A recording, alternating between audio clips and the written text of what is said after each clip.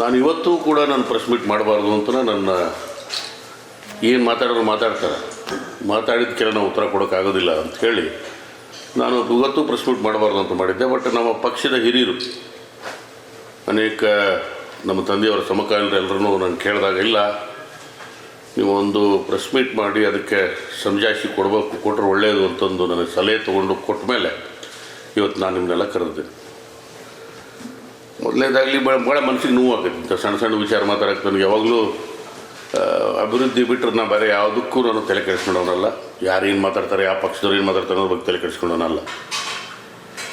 ಆದರೆ ಇತ್ತೀಚಿನ ದಿನಗಳಲ್ಲಿ ಭಾಳ ಸಣ್ಣ ರಾಜಕಾರಣ, ಸಣ್ಣ ಕ್ಷುಲ್ಲಕ ವಿಚಾರಗಳನ್ನು ತಂದು ರಾಜಕಾರಣ ಮಾಡ್ತಕ್ಕಂಥದ್ದು ನೋಡಿ ಭಾಳ ಮನಸ್ಸಿಗೆ ಬೇಜಾರಾಯ್ತು. ಭೂತದ ಬಾಯಲ್ಲಿ ಭಗವದ್ಗೀತೆ ಹೇಳ್ದಂಗೆ,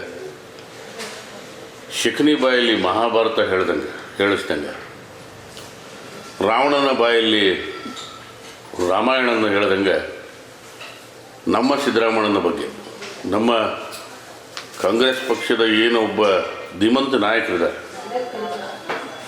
ಸಮಾಜದ ನಿರ್ಮಾಣದ ಕನಸನ್ನು ಹೊತ್ತಂಥ ಇಂಥ ಧೀಮಂತ ನಾಯಕ, ಅವರ ಹೆಜ್ಜೆಯಲ್ಲಿ ಕೂಡ ನಾನು ಶಾಸಕನಾದ ಮೇಲೆ ಬುದ್ಧ ಬಸವ ಅಂಬೇಡ್ಕರ್ ಹೆಸರಲ್ಲಿ ಪ್ರಮಾಣ ವಚನ ತಗೊಂಡು ನಾನು ಕೂಡ ಸಮಾಜವನ್ನು ನಿರ್ಮಾಣ ಮಾಡಬೇಕು, ಎಲ್ಲ ಸಮಾಜದವರನ್ನ ಸಮಾನವಾಗಿ ಕಾಣಬೇಕು, ಕಟ್ಟ ಕಡೆಯ ಮನುಷ್ಯನನ್ನು ಮೇಲೆ ತರಬೇಕು ಅನ್ನೋ ಉದ್ದೇಶದಿಂದ ನಾನು ಕೂಡ ಸಿದ್ದರಾಮಯ್ಯನವರು ಹಾಕಿಕೊಟ್ಟಂಥ ಹಾದಿಯಲ್ಲಿ, ಅಂಬೇಡ್ಕರ್ ಅವರು ಹಾಕಿಕೊಟ್ಟಂಥ ಹಾದಿಯಲ್ಲಿ, ಬಸವಣ್ಣನವರು ಹಾಕಿಕೊಟ್ಟಂಥ ಹಾದಿಯಲ್ಲಿ ನಾನು ನಡೀತಾ ಇದ್ದೀನಿ. ಯಾಕೆ ನಾನು ಭೂತದ ಬಾಯಲ್ಲಿ ಭಗವದ್ಗೀತೆ ಅಂದೆ ಅಂತಂದ್ರೆ, ಇವರು ಸಿದ್ದರಾಮಯ್ಯನವ್ರ ಮೇಲೆ ಬರ್ತಕ್ಕಂಥ ಅತಿಯಾದ ಪ್ರೀತಿ ಬಿ ಜೆ ಪಿಯವ್ರಿಗಾಗಲಿ, ಬಿ ಜೆ ಪಿಯ ಮಾಜಿ ಶಾಸಕರಾಗಲಿ ಅದು ಎಷ್ಟು ಪ್ರೀತಿ ಬಂದ್ಬಿಟ್ಟೈತೆ ಅಂತಂದ್ರೆ, ಇವರು ಸ್ವಲ್ಪ ನೆನೆಸ್ಕೋಬೇಕು. ಅವ್ರು ಸೋಷಿಯಲ್ ಮೀಡಿಯಾ ತಿರುಗಿ ಹಾಕಿದ್ರೆ ಅವ್ರಿಗೆ ಗೊತ್ತಾಗುತ್ತೆ. ಮೂಡಾ ಕೇಸ್ನಲ್ಲಿ ಇವ್ರನ್ನ ಫ್ರೇಮ್ ಮಾಡಿ ಜೈಲಿಗೆ ಕಳಿಸ್ಬೇಕು ಅಂತೇಳಿ ಹೊರಟಂಥ ಜನ. ಮೈಸೂರಿನಲ್ಲಿ ಪಾದಯಾತ್ರೆಗೆ ಹೋಗಿ ಮೈಸೂರಿನಾಗ ಇದೇ ನಮ್ಮ ಅರುಣ್ ಕುಮಾರ್ ಪೂಜಾರ್ ಅವರು ಏನೋ ಮಾಜಿ ಶಾಸಕರಿದ್ದರು, ಇನ್ನು ಅಹಿಂದ ಸಮಾಜಕ್ಕೆ ಹುಟ್ಟಿದ್ರ ರಾಜೀನಾಮೆ ಕೊಟ್ಟು ಜೈಲಿಗೆ ಹೋಗ್ಬೇಕು ಅಂತಕ್ಕಂಥ ಮಾತಾಡಿದಂಥವ್ರು ಇವತ್ತು ಎಲ್ಲಿಲ್ಲದ ಅತಿಯಾದ ಪ್ರೀತಿ ನಮ್ಮ ಸಿದ್ದರಾಮಣ್ಣನ ಮೇಲೆ ಬಂದಿರತಕ್ಕಂಥದ್ದು. ಈಗಲಾರು ಬಂತಲ್ಲ ಪ್ರೀತಿ, ಅದು ನನಗೆ ಖುಷಿ ಅಂತ ತರ್ತಕ್ಕಂಥ ಮಾತು. ಆದ್ದರಿಂದ ಇಂಥವ್ರ ಬಾಯಲ್ಲಿ ನಮ್ಮ ಸಿದ್ದರಾಮಯ್ಯನ ಹೆಸರು ತಗೊಳ್ಳೋಕ್ಕೂ ಅಯೋಗ್ಯರವರು ಅಂತಕ್ಕಂಥ ಮಾತನ್ನು ನಾನು ಹೇಳಿ ಬಯಸ್ತೇನೆ. ಜೊತೆಗೆ ಅವರು ಪಕ್ಷದಲ್ಲಿ ಸಾಕಷ್ಟು ಬಿ ಜೆ ಪಿ ಪಕ್ಷದಲ್ಲಿ ಸಾಕಷ್ಟು ಹಿರಿಯರಿದ್ದಾರೆ, ಅನುಭವಿಸ್ತಿದ್ದಾರೆ, ಸೈದ್ಧಾಂತಿಕ ಹಿನ್ನೆಲೆ ಉಳ್ಳವರಿದ್ದಾರೆ. ಇವರು ಪ್ರೆಸ್ ಮೀಟ್ ಮಾಡಬೇಕಾದಾಗ, ಏನೋ ಒಂದು ಹೇಳಿಕೆ ಕೊಡಬೇಕಾದಾಗ ಅವ್ರನ್ನೆಲ್ಲ ಕನ್ಸಲ್ಟ್ ಮಾಡಿ ಅವ್ರ ಸಲಹೆ ತಗೊಳ್ತಕ್ಕಂಥದ್ದು ಸೂಕ್ತ ಅಂತ ನನ್ನ ಅರುಣ್ ಕುಮಾರ್ ಅವರಿಗೆ ನಾನು ವೈಯಕ್ತಿಕವಾಗಿಯೂ ಸಲಹೆ ಕೊಡೋಕ್ಕೆ ಬಯಸ್ತೀನಿ. ಯಾಕಂದರೆ ಅನಾವಶ್ಯಕವಾಗಿ ಜನರಿಗೆ ಗೊಂದಲ ತರ್ತಕ್ಕಂಥ ಕ್ಷುಲ್ಲಕ ರಾಜಕಾರಣ ಮಾಡ್ತಕ್ಕಂಥ ಈ ಕೆಲಸಗಳನ್ನು ಮಾಡಬಾರ್ದಕ್ಕೆ ನನಗೆ ಸಣ್ಣನು ಅರುಣ್ ಕುಮಾರ್. ಅದರಿಂದ ಅವ್ರಿಗೆ ನಾನು ಸಲಹೆಯನ್ನು ಕೊಡ್ತೀನಿ.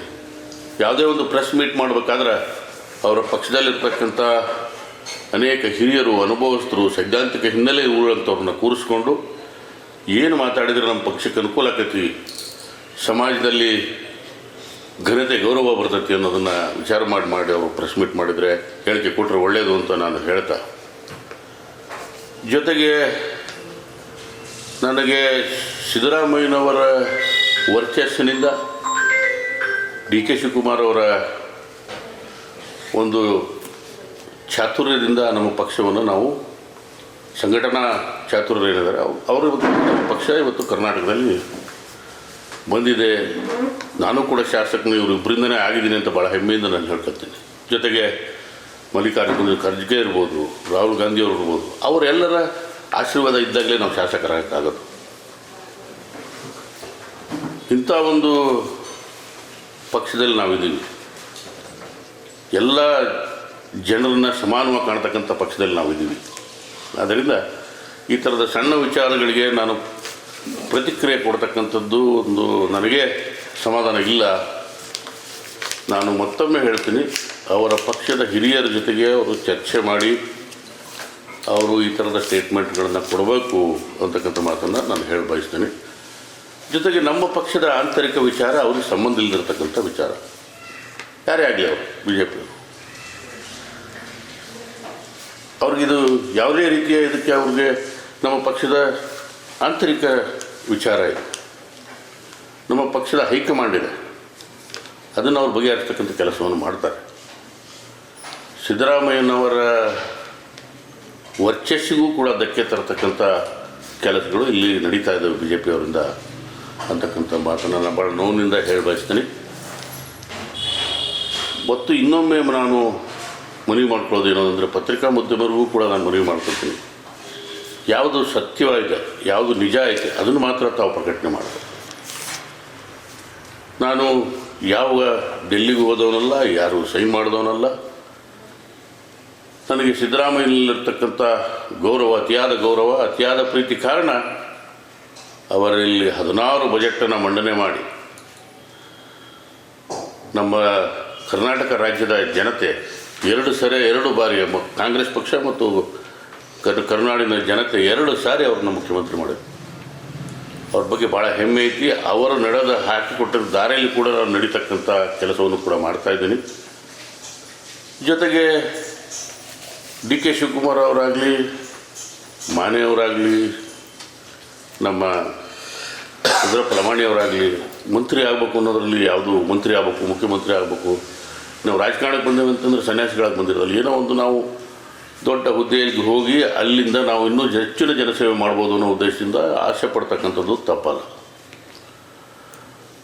ಅದನ್ನು ಶಾಸಕರ ಪರಿಣಿತಿಯಲ್ಲಿ ಇದು ಯಾವುದೂ ಇಲ್ಲ. ಶಾಸಕರು ಎಷ್ಟು ಜನ ಹೋಗಿ ಡೆಲ್ಲಿ ಹೋದ್ರೂ ಏನು ಸಂಬಂಧ ಇಲ್ಲ, ಎಷ್ಟು ಜನ ಸೈನ್ ಹಾಕಿದ್ರೂ ಏನು ಸಂಬಂಧ ಇಲ್ಲ. ಹೈಕಮಾಂಡ್ ಏನು ನಿರ್ಧಾರ ಮಾಡುತ್ತೆ ಅದು ನಮ್ಮ ಕಾಂಗ್ರೆಸ್ ಪಕ್ಷದಲ್ಲಿ ಕೊನೆ ನಿರ್ಧಾರ ಅಂತಕ್ಕಂಥದ್ದು ಎಲ್ಲರಿಗೂ ಗೊತ್ತಿರತಕ್ಕಂಥ ವಿಚಾರ. ಆದ್ದರಿಂದ ಈ ಥರದ ಸುಳ್ಳು ಸುದ್ದಿಗಳನ್ನು ಜನರಿಗೆ ಹೇಳಿ ಈಗೇನು ನಮ್ಮ ರಾಣೆಬೆನ್ನೂರಲ್ಲಿ ಅಭಿವೃದ್ಧಿ ನಡೀತಾ ಇತ್ತು, ಶಿಕ್ಷಣದ ಕ್ರಾಂತಿ ನಡೀತಾ ಇತ್ತು, ಆರೋಗ್ಯದ ಕ್ರಾಂತಿ ನಡೀತಾ ಇತ್ತು, ಕೃಷಿ ಕ್ರಾಂತಿ ನಡೀತಾ ಇತ್ತು, ವಿರೋಧ ಪಕ್ಷದವರು ಒಳ್ಳೆಯ ಕೆಲಸಕ್ಕೆ ಸಾಥ್ ಕೊಟ್ಟು ಅದರ ಜೊತೆಗೆ ಅವರು ಕೈ ಜೋಡಿಸ್ಬೇಕು ಹೊರತಾಗಿ ಈ ಥರದ ರಾಜಕಾರಣಗಳನ್ನು ಕೊನೆ 6 ತಿಂಗಳಿದ್ದಾಗ ಮಾಡ್ಕೊಳ್ಳಿ. 5 ವರ್ಷಗಳ ಕಾಲ ಆಡಳಿತ ಪಕ್ಷದ ಜೊತೆ ಕೈ ಜೋಡಿಸಿ ಊರಿಗೆ ಅಭಿವೃದ್ಧಿ ಮಾಡ್ತಕ್ಕಂಥ ಕಡೆ ಅವ್ರ ಗಮನ ಹರಿಸ್ಬೇಕು ಅಂತ ಅವ್ರಿಗೆ ನಾನು ಹೇಳಿ ಬಯಸಿ, ಜೊತೆಗೆ ಅವರು ಜೊತೆಗಿಟ್ಕೊಂಡು ನಮ್ಮ ಯಾರು ಕೋಳಿಹಳ್ಳಿ ನಿಂಗಣ್ಣನ ಪಕ್ಕದಲ್ಲಿ ಕೂರಿಸ್ಕೊಂಡು ಎಲ್ಲ ಪಕ್ಷದಲ್ಲೂ ಓಡಾಡಿ ಬಂದ ನಾವು, ಯಾವ ಪಕ್ಷದಲ್ಲೂ ಸ್ಥಿರವಾಗಿ ನಿಂತವನಲ್ಲ ಅಂಥವನ್ನು ಕರ್ಕೊಂಡು ಪಕ್ಕದಲ್ಲಿ ಕೂರಿಸ್ಕೊಂಡು ಇವರು ಪಕ್ಷದ ಹಿರಿಯರನ್ನ ಕಡೆಗಣಿಸ್ತಕ್ಕಂಥದ್ದು ನಾನು ಮೀಡಿಯಾದಲ್ಲಿ ನೋಡಿದ್ದೀನಿ. ನಾನು ಕೋಳಿಹಳ್ಳಿ ನಿಂಗಣ್ಣನ ಬಗ್ಗೆ ನಮ್ಮ ಜೊತೆಗೂ ಕೆಲಸ ಮಾಡಿದ್ದೆ ಅವನು, ಅದಕ್ಕೆ ಅವನ ಬಗ್ಗೆ ನನಗೆ ಸಾಕಷ್ಟು ಗೊತ್ತಿರೋದ್ರಿಂದ ಅವನ ಬಗ್ಗೆ ಹೇಳೋದಾದರೆ, ಡಿ ಕೆ ಶಿವಕುಮಾರ್ ಅಭಿಮಾನಿಗಳ ಸಂಘದ ಅಧ್ಯಕ್ಷ ಆಗಿದ್ದಂಥವನು. ನಾನು ಕೇಳಿದ್ದೆ ಅವ್ನು, ಯಾಕಪ್ಪ ನೀನು ಮುಖ್ಯಮಂತ್ರಿ ಹಾಕಿ ಡಿ ಕೆ ಶಿವಕುಮಾರ್ ಮತ್ತು ಸಿದ್ದರಾಮಯ್ಯನವರ ನಡುವೆ ಇಷ್ಟು ಪೈಪೋಟಿ ಇರಬೇಕಾದಾಗ ಚುನಾವಣೆಗೆ ಮೊದಲು ನೀನು ಯಾಕೆ ಡಿ ಕೆ ಶಿವಕುಮಾರ್ ಅವರ ಅಭಿಮಾನಿಗಳ ಅಧ್ಯಕ್ಷ ಆದೆ ಅಂತ ನಾನು ಕೇಳಿದ್ದುಂಟು. ಆವಾಗ ಅವನು ಸಿದ್ದರಾಮಯ್ಯಗೆ ವಯಸ್ಸಾದ ಬೇಡ, ಇನ್ನು ಮುಂದಿನ ನಮ್ಮ ಮುಂದಿನ ಜೀವನ ನೋಡ್ಕೋಬೇಕಲ್ಲ, ಡಿ ಕೆ ಶಿವಕುಮಾರ್ ಮುಂದೆ ಮುಖ್ಯಮಂತ್ರಿ ಆಗ ನಾವು ಅದಕ್ಕೋಸ್ಕರ ನಾನು ಅಭಿಮಾನಿಗಳ ಅಧ್ಯಕ್ಷ ಆಗೀನಿ ಅಂತಕ್ಕಂಥ ಹೇಳಿದಂಥವನಿಗೆ ಮತ್ತು ನಮ್ಮ ಅರುಣ್ ಕುಮಾರ್ಗೆ ಈ ನಮ್ಮ ಸಿದ್ದರಾಮಯ್ಯನ ಬಗ್ಗೆ ಅಷ್ಟು ಪ್ರೀತಿ ಉಕ್ಕಿ ಬರ್ತಾ ಇರೋದು ಇದು ಕ್ಷುಲ್ಲಕ ರಾಜಕಾರಣ ಅಂತ ನಾನು ಭಾಳ ಸ್ಪಷ್ಟವಾಗಿ ಹೇಳಿ ಬಯಸ್ತೇನೆ.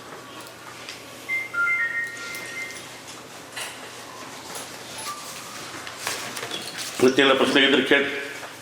ನೀವು ಡೆಲ್ಲಿಗೆ ಹೋಗಿದ್ದೆಲ್ಲ ಸುಳ್ಳು, ಇದು ರೆಕಾರ್ಡ್ ಮಾಡ್ಕೊ.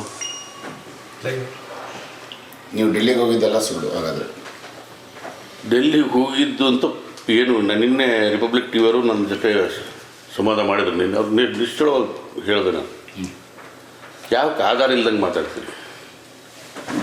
ಹೋಗಿದ್ದು ನಮ್ಮ ಬೆಂಗಳೂರಲ್ಲಿ ಇದ್ಕೊಂಡು ನಮ್ಮ ರಾಣೆಬೆನ್ನೂರಿಗೆ ಕಾರ್ಮಿಕರ ಶಾಲೆ ಬರಬೇಕು ಅನ್ನೋ ಒಂದು ಹುಮ್ಮಸ್ಸಿನಿಂದ, ಶಿಕ್ಷಣದ ಕ್ರಾಂತಿ ಆಗಬೇಕು ಅನ್ನೋ ಉದ್ದೇಶದಿಂದ, ಕಾರ್ಮಿಕರ ಬಡಮಕ್ಕಳು ಕೂಡ ಒಳ್ಳೆಯ ಶಾಲೆ ಓದಲಿ ಅನ್ನೋ ಉದ್ದೇಶದಿಂದ ಅದಕ್ಕೆ ನಾನು ಬೆಂಗಳೂರಲ್ಲಿದ್ದರೆ ಡೆಲ್ಲಿಗೆ ಹೋಗಿನಿ ಅಂತ ಸುಳ್ಳು ಯಾಕೆ ಪ್ರಚಾರ ಮಾಡ್ತೀರಪ್ಪ ಅಂಥೇಳಿ ನಾನು ನಿನ್ನೆ ರಿಪಬ್ಲಿಕ್ ಟಿವಿಯವರು ಕೇಳಿದೆ. ಅವರು ತಪ್ಪಾಯಿತು ಅನ್ನೋ ಮಟ್ಟಕ್ಕೂ ರಿಪಬ್ಲಿಕ್ ಟಿವಿಯವರು ಹೇಳಿ, ಜೊತೆಗೆ ನಾನು ನಮ್ಮ ಮುಖ್ಯಮಂತ್ರಿಗಳನ್ನು, ನಮ್ಮ ಪಕ್ಷದ ಅಧ್ಯಕ್ಷರನ್ನು ಭೇಟಿ ಹಾಕಿ ಯಾರ್ದಾರ ಅಪ್ಪಣೆ ತಗೋಬೇಕಾ?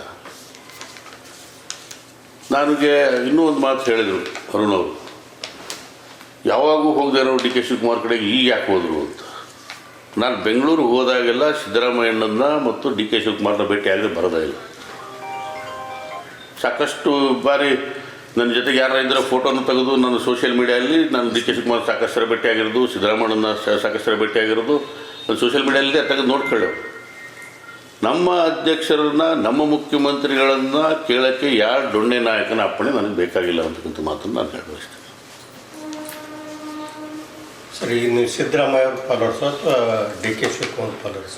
ನಾನು ಭಾಳ ಸ್ಪಷ್ಟವಾಗಿ ಆಗಲೇ ನಾನು ಹೇಳಿಬಿಟ್ಟೇನೆ, ಸಿದ್ದರಾಮಯ್ಯ ನನ್ನ ಲೀಡ್ರ, ಡಿ ಕೆ ಶಿವಕುಮಾರ್ನು ನನ್ನ ಲೀಡ್ರ. ನಾನು ಯಾರ ಬಣನಲ್ಲ, ನಾನು ಕಾಂಗ್ರೆಸ್ ಪಕ್ಷದ ಬಣ. ನಮ್ಮ ಕೋಳೇವಾಡ ಸಾಹೇಬರು 1968ರಿಂದ ಕಾಂಗ್ರೆಸ್ನಲ್ಲಿ ಗುರುತಿಸ್ಕೊಂಡಿದ್ದಾರೆ. ಎಂಥ ಸಂದಿಗ್ಧ ಪರಿಸ್ಥಿತಿಯಲ್ಲೂ ಕೂಡ ಕಾಂಗ್ರೆಸ್ಗೆ ಅನ್ಯಾಯ ಮಾಡೋಕ್ಕೆ ಎಂದೂ ಮನಸ್ಸು ಮಾಡಿದವರಲ್ಲ. ಆದ್ದರಿಂದ ಇದು ಹೈಕಮಾಂಡಿಗೆ ಬಿಟ್ಟು ವಿಚಾರ. ಯಾವ ಶಾಸಕರು ಏನು ಯಾವ ಮನಸ್ಸಲ್ಲಿ ಏನಿದ್ರು ಏನು ಸಂಬಂಧ ಬರೋದಿಲ್ಲ, ನಮಗೆ ಸಂಬಂಧ ಇಲ್ಲದಿರ್ತಕ್ಕಂಥ ವಿಚಾರ. ಅದರಿಂದ ಪ್ರಬುದ್ಧರಿದ್ದಾರೆ, ನಮ್ಮ ಸಿದ್ದರಾಮಯ್ಯನವರಾಗಲಿ ಡಿ ಕೆ ಅವರು ಪ್ರಬುದ್ಧರಿದ್ದಾರೆ, ಸಾಕಷ್ಟು ಅವರು ರಾಜಕೀಯ ನೋಡಿದ್ದಾರೆ, ಅದು ಸರಿಯಾಗಿ ಹ್ಯಾಂಡಲ್ ಮಾಡ್ತಾರೆ. ಅವ್ರ ಜೊತೆಗೆ ಹೈಕಮಾಂಡ್ನವರು ಕೂಡ ಇದಕ್ಕೊಂದು ಪರಿಹಾರ ಕೊಡ್ತಾರೆ ಅಂತ ನನ್ನ ನಂಬಿಕೆ. ಖಾಸಗಿ ಚಾನಲಲ್ಲಿ ಡಿ ಕೆ ಸುರೇಶ್ ಅವರು ಸಿದ್ದರಾಮಯ್ಯನವರು 2 ವರ್ಷಕ್ಕಾದಮೇಲೆ ನಾವು ಸ್ಥಾನ ಬಿಟ್ಕೊಡ್ತೀವಿ, ಡಿ ಕೆ ಶಿವಕುಮಾರ್ ಅವರು ಮುಖ್ಯಮಂತ್ರಿ ಆಗ್ತಾರೆ ಅಂತ ಹೇಳಿದಂತ ನಿನ್ನೆ ಓಪನ್ ಆಗಿ ಹೇಳಿದ್ದಾರೆ. ನಿನ್ನೆ ರಿಪಬ್ಲಿಕ್ ಇವರು ಕೇಳಿದರು, ಇದು ಒಪ್ಪಂದ ಆಗಿರೋದು ನಿಜಾನ? ವಿಶ್ವನಾಥ್ ಅವರು ಹೇಳಿದ್ದಾರೆ, ಡಿ ಕೆ ಸುರೇಶ್ ಅವರು ಹೇಳಿದ್ದಾರೆ ಅಂತಂದು ಇನ್ನು ರಿಪಬ್ಲಿಕ್ ಟಿವಿಯವರು ಕೇಳಿದ್ರು. ಅವ್ರು ಯಾರು ಶಾಸಕರನ್ನು ಕರೆದು ಹೇಳಿಲ್ಲ.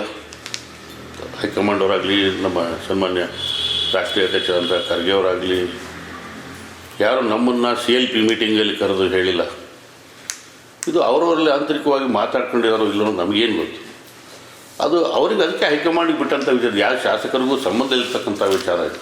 ಅದರಿಂದ ನಾನಂತೂ ಕಾಂಗ್ರೆಸ್ ಪಕ್ಷದ ಪರವಾಗಿರ್ತಕ್ಕಂಥದ್ದು, ಕಾಂಗ್ರೆಸ್ ಬಣ ನಂದು, ಬೇರೆ ಯಾವ ಬಣನೂ ಅಲ್ಲ ಅಂತಕ್ಕಂಥ ಭಾಳ ಸ್ಪಷ್ಟವಾಗಿ ಹೇಳಿ, ಹೈಕಮಾಂಡದ ನಿರ್ಧಾರ ಅಂತಿಮ ನಿರ್ಧಾರ ಅಂತಕ್ಕಂಥ ಭಾಳ ಸ್ಪಷ್ಟವಾಗಿ ಹೇಳಬಯಸ್ತೇನೆ. ಮುಖ್ಯಮಂತ್ರಿ ಬದಲಾವಣೆ ಅನ್ನೋದು ಅದೇ ಈಗ ನಮ್ಮ ಶಾಸಕರ CLP ಮೀಟಿಂಗಲ್ಲಿ ಎಲ್ಲೂ 2.5 ವರ್ಷ ಅಂತಂದು ನಮಗಂತೂ ಅದ್ರ ಬಗ್ಗೆ ಮಾಹಿತಿ ಇಲ್ಲ. ಅದು ಹೈಕಮಾಂಡ್ ಮುಂದೆ ಏನಾರು ಅವರಿಬ್ಬರು ನಮ್ಮ ಹಿರಿಯ ನಾಯಕರು ಮಾತಾಡ್ಕೊಂಡಿದ್ರೆ ಅದು ಅವ್ರಿಗೆ ಗೊತ್ತು, ಹೈಕಮಾಂಡಿಗೆ ಗೊತ್ತು, ಹೊರತಾಗಿ ನಮಗೆ ಶಾಸಕರಿಗೆ ಯಾವೊಬ್ಬ ಶಾಸಕರಿಗೂ ಗೊತ್ತಿಲ್ಲ ಇದ್ರ ಬಗ್ಗೆ. ಅದರಿಂದ ಇದನ್ನು ನಮ್ಮನ್ನು ಕೇಳ್ತಕ್ಕಂಥದ್ದು ತಪ್ಪು. ನೀವು ಹೈಕಮಾಂಡನ್ನು ಕೇಳಬೇಕು, ಇಲ್ಲ ಡಿ ಕೆ ಸುರೇಶ್ ಅವ್ರನ್ನ ಕೇಳಬೇಕು.